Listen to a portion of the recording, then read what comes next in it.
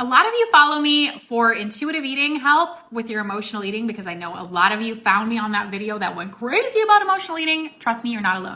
So I am not an expert in this. I am not an intuitive eating coach. What I am is just a normal human being like you who has lost a lot of weight, but it really came down to I needed to fix my gut health, my mental health. I needed to heal my relationship with food. If you're like me and you just need a little bit of help to get started with intuitive eating, this video is for you. So I'm just gonna go through these. This is not something I put together. This is intuitive eating in general. This is 10 steps. Here we go.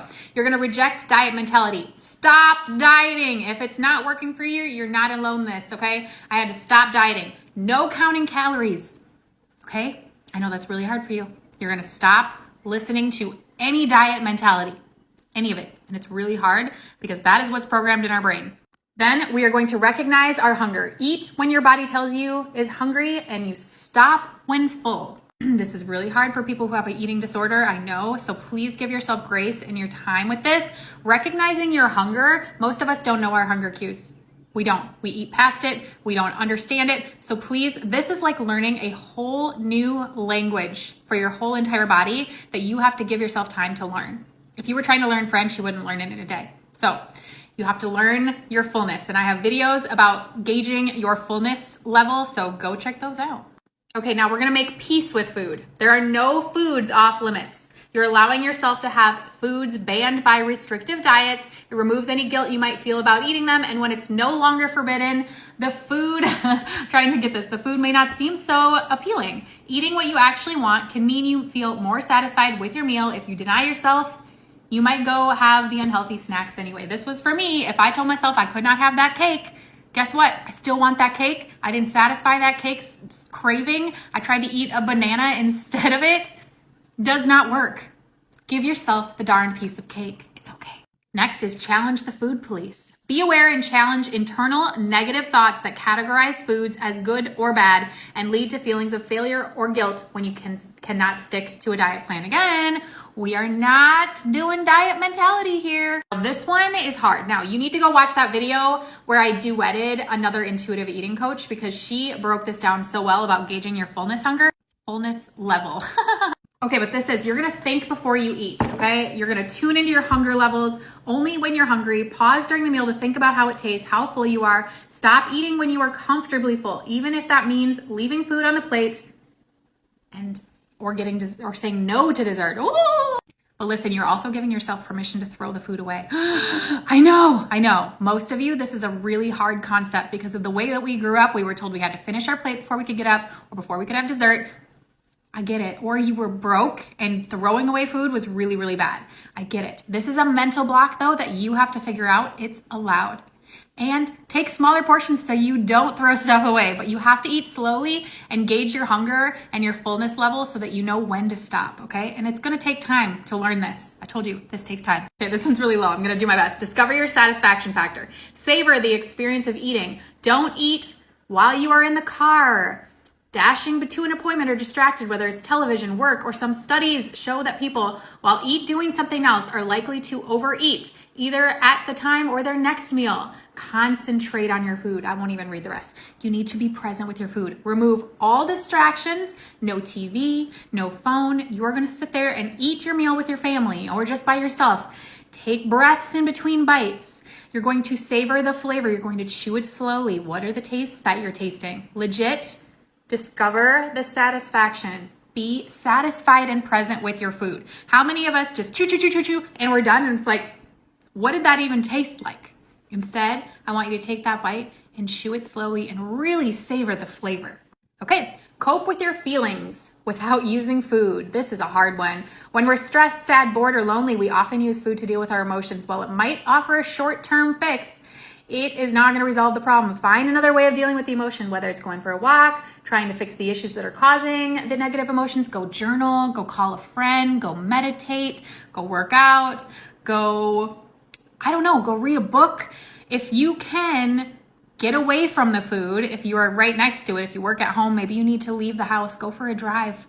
But try to find something instead of food. It is, again, this takes time, but if you have to eat something, Allow yourself a piece of chocolate, okay? Maybe you have some Hershey Kisses in the, okay, I know this would be hard for some people because they're like, if I have one, I have to have them all. But this is where you just have to allow yourself. You're not bad for wanting a chocolate kiss. Go eat one.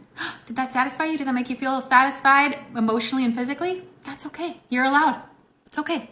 Respect your body. We're not all the same shapes and sizes, so we need to let go of unrealistic expectations, and respecting your body at every size will help you so much better than making choices about food and exercise that are logical rather than emotional.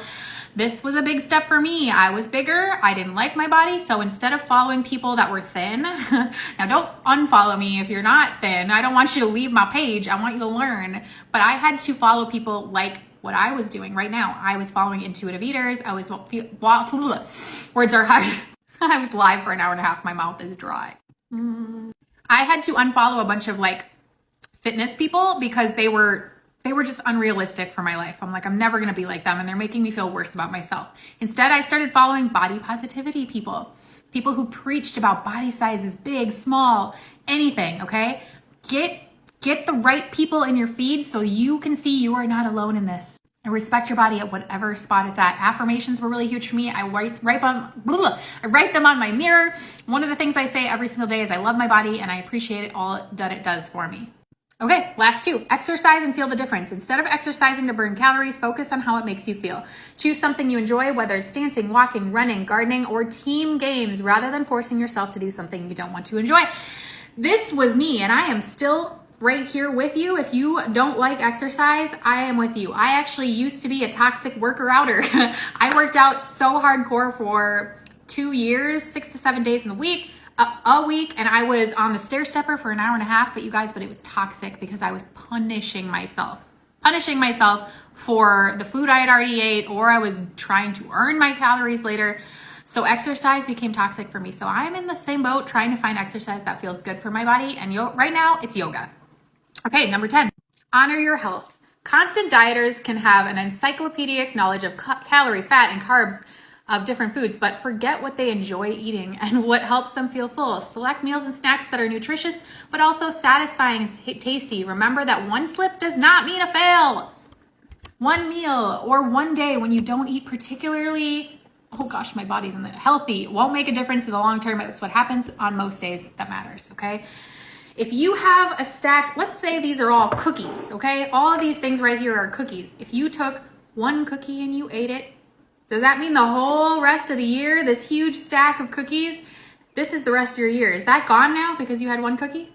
No, you're allowed to have slip-ups. You're allowed to eat. You're allowed to eat worse one day and better the next week. It's okay. But it doesn't mean if you have a bad day that now you should not eat the next day. Been there too, okay? That means you're punishing yourself and you are working with the diet mentality that you overate. Now you got to reduce. Don't do that. Food is actually good for you. Fat is actually good for you. Do you know that you are born with fat before you even have a face? Your fat actually cushions things. It's good for you. I love you. I hope this helps somebody. This is just a little guideline between intuitive eating. If you want way more info, in-depth info on this, I have an intuitive eating guide that you can download through my bio, Intuitive Eating 101. It's like all 10 steps, but even more in-depth for you. On this page, I teach all about natural weight loss without restricting your diet, with intuitive eating and with supplements. And I hope that you follow along. And if you enjoy it, we'll see you next time. I love you.